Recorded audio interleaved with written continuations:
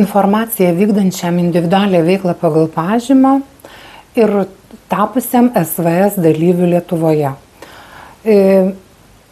Jeigu esi netikrasis PVM mokėtojas, SVS dalyvis LT tai yra netikras PVM mokėtojas, pajamas reikia apskaityti kaupimo principu.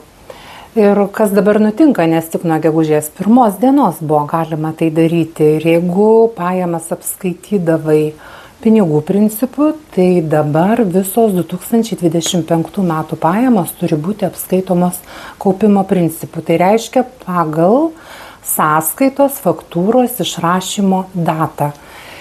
Čia labiau gal aktualu metų sandūroje, sakykime, sąskaita išrašyta gruodžio 15 dieną, o klientas ją apmoka kitais metais sausio mėnesį.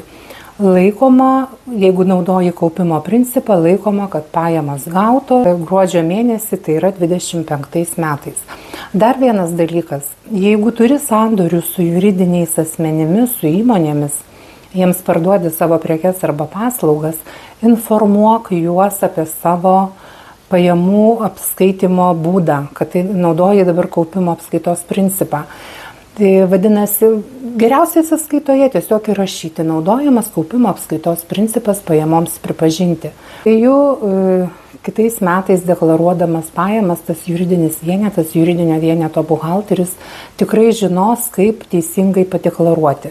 Ir dar reiktų atkreipti dėmesį, jeigu iki šiol naudojai pinigų apskaitos principą, o dabar atsirado prievolė naudoti kaupimo principą, ir jeigu tavo kažkokie tai sandoriai buvo persikėlę metų eigoje, na, sakykime, pernai metais kažkam išrašei sąskaitą, o šiais metais tik tai apmokėjo, tai irgi reiktų atkreipti dėmesį ir šitą vietą susitvarkyti.